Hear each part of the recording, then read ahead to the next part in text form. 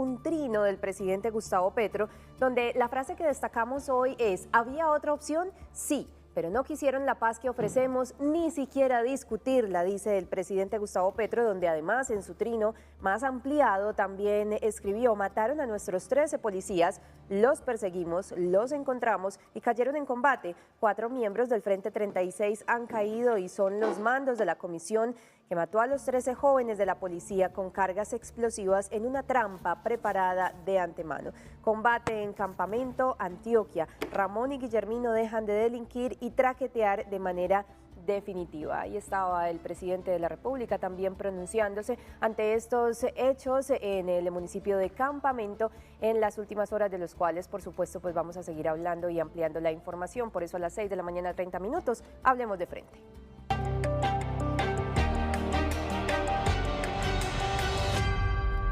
6 de la mañana, sí es 29 minutos. Saludamos a esta hora a Weimar Guarín, coordinador de la Maestría en Derechos Humanos, Gestión de la Transición y el Postconflicto de la ESAP. Coordinador, bienvenido a Consejo de Redacción. Gracias por acompañarnos. Muy buenos días para todos ustedes y a nuestros oyentes. Hablemos inicialmente de la noticia con la que despertamos los antioqueños hoy, luego de esta detonación y el riesgo todavía de 2 artefactos que están ahí en la vía, en plena ciudad de Medellín. ¿Cómo estamos en materia de orden público y de esta violación a los derechos humanos a través de este artefacto explosivo a una torre de energía EPM? Bueno, hay que entender que Antioquia se concentra parte de los grupos a nivel nacional y su accionar. Lo que está pasando es precisamente que algo que está pasando en Campamento pues tiene reacciones en la ciudad, y eso puede pasar y seguir pasando si no hay, pues digamos, una idea clara de la seguridad en la ciudad, porque desafortunadamente parte de esos grupos tienen que ver con la ciudad de Medellín y Antioquia, ¿cierto? Entonces es bastante probable que estos grupos sigan delinquiendo porque están todas las condiciones dadas en la ciudad. Profesor, pero es que las disidencias están hace muchos años. Las FARC como estructura pues llevaban muchísimos años y muchas organizaciones criminales han estado siempre, pero no habíamos visto que llegaran a tal impacto en la ciudad de Medellín. Sí, en algún momento han puesto banderas del ELN, lo hemos visto, pero a un nivel como el que hemos llegado en las últimas horas no es tan reciente que pasen estos hechos en la ciudad de Medellín. Vamos en un retroceso, estas estructuras vienen creciendo de forma desbordada, incluso teniendo ya gran injerencia en las ciudades, en las grandes metrópolis, ¿o cuál es su análisis? No, totalmente. O sea, no solamente han crecido en números, sino en capacidad operativa. También recuerden que en Colombia ya no se quema munición extranjera ni se quema explosivos extranjeros. Son explosivos de acá. O sea, la munición que se le coge a todos los grupos, guerrilleros, paramilitares, del narcotráfico, toda es la misma munición. Ya no está esa diferenciación de munición americana, munición rusa, munición israelí, no. Acá se está consumiendo la misma munición que se hace en el país, y esos son los mismos explosivos del país. Entonces eso tiene una reacción frente a eso. O sea, claro, son los mismos hombres lo que estaban hablando de que un explosivista muere y hacen un atentado en una ciudad importante el mismo día o los pocos días, y eso lo que muestra es la capacidad operativa y que es muy fácil para estos grupos moverse. Pero eso quiere decir que cada que haya una intervención militar y se afecte a uno de sus cabecillas, ¿va a pasar lo mismo? Lo que quiere decir es que estamos fallando en la concesión de seguridad, porque es que además es la zona, puede ser la más segura de la ciudad, el poblado. ¿Cuántas cámaras pueden haber por cada 2, 3 edificios? ¿Cierto? Entonces es como analizar eso. Si son las cámaras, si son los cuadrantes, si son... ¿Cuánta seguridad hay en ese sector? Y justamente es en ese sector donde lo hacen. No es en una parte alejada, no es en una zona boscosa, no es una bandera dejada en una manga, no. Es en el edificio en la Loma del Indio.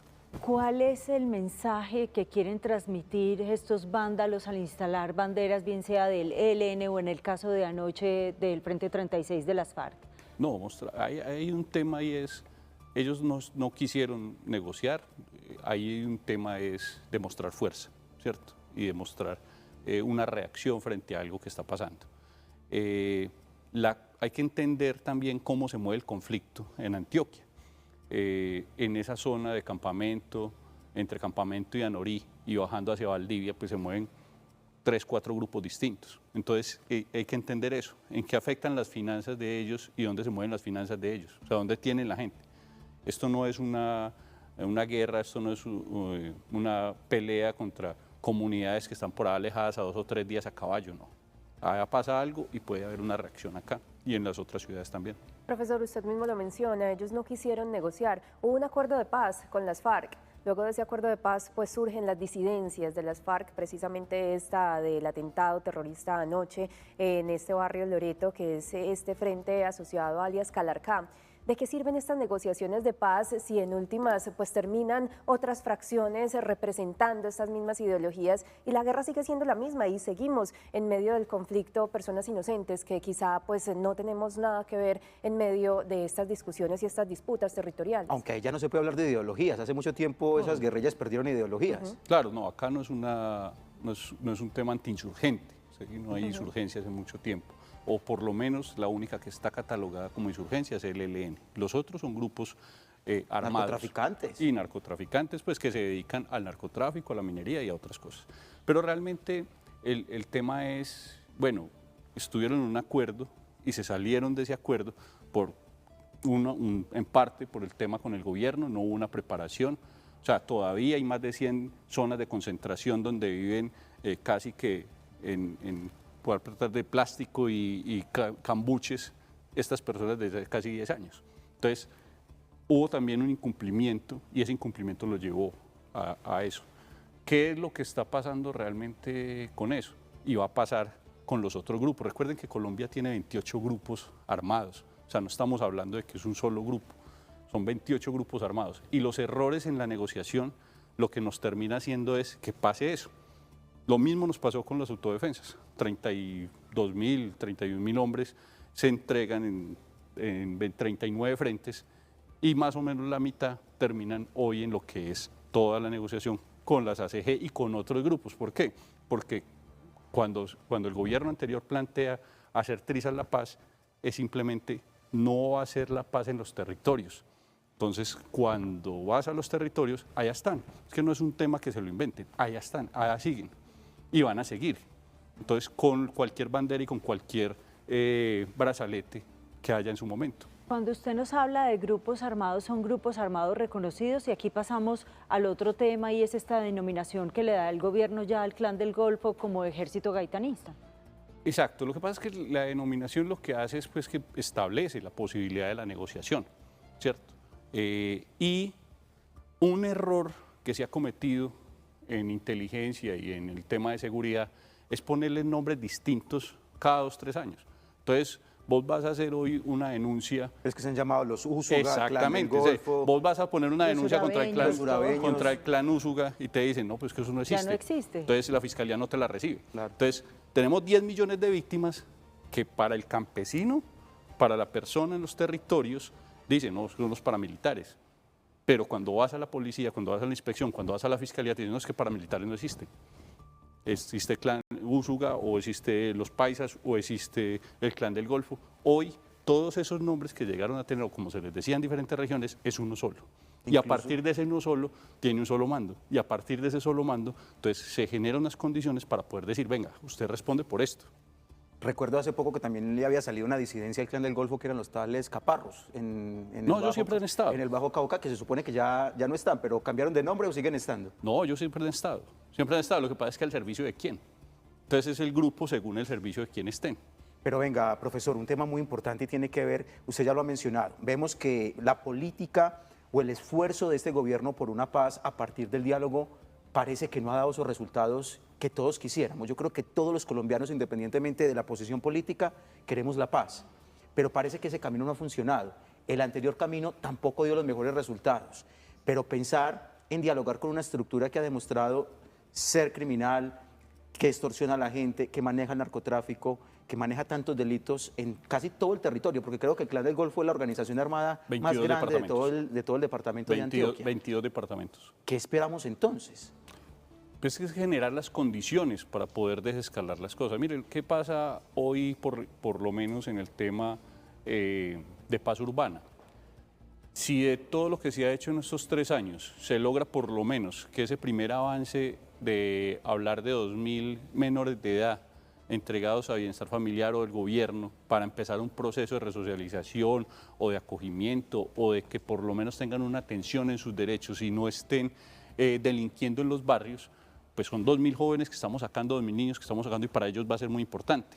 Hay que entender que una cosa es lo que pensamos nosotros acá desde las ciudades frente a la seguridad y otra cosa es para la persona que vive en el atrato, que cuando hay un combate cierran la entrada de comida, que cuando hay un combate nadie puede ir al hospital, o que por lo menos son ellos los que tienen más droga, más medicamentos, ¿cierto? Que el mismo hospital del municipio. Entonces, ¿a dónde quién acude? Entonces es la realidad.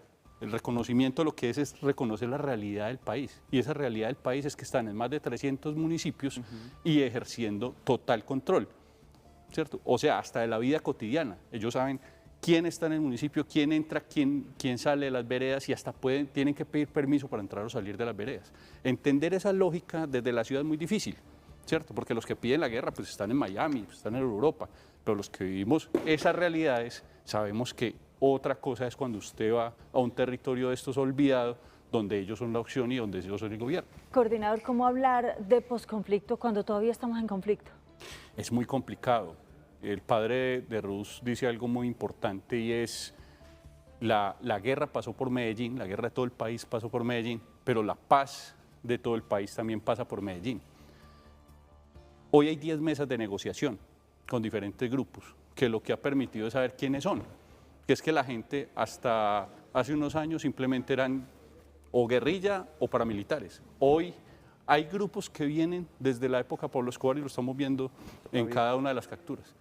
Sí, la gente de Hernán Giraldo sigue siendo en la sierra lo que hace 30 años eran los que manejaban la marihuana. Y siguen siendo exactamente, y lo que dicen es, acá tenemos el control absoluto y es desde esa época. No ha cambiado nada, y no ha cambiado nada porque el gobierno no ha tenido la claridad de con quién está negociando ahí. Cuando tienes esa claridad, quiénes son, venga, sentémonos, venga, miremos y miremos qué es lo que se necesita para negociar. Hay grupos que han pedido presencia del gobierno. Todo lo que hace la ARN, la desmovilización, es lo mismo para todos los grupos. Puede ser de izquierda, de derecha, incluso individuales o colectivos. Y eso es atractivo para los combatientes, para el raso. Pero cuando los comandantes dicen, listo, entregamos, venga, colaboramos, pero entonces entre a los territorios. Es ahí donde ha fallado el gobierno y no ha podido entrar a copar esos territorios y por eso hoy las ACG están en donde estaban las FARC, donde estaba el ELN y es contra ellos que combate. Organizaciones que en algún momento tuvieron algunas ideología, que hoy incluso asesinan, al parecer de acuerdo con las investigaciones, a candidatos presidenciales, como lo vimos por ejemplo recientemente con Miguel Uribe. Es una situación lamentable. Profesor Weimar Guarín, gracias, muy amable por estos minutos de análisis aquí en Consejo de Redacción. Muchas gracias.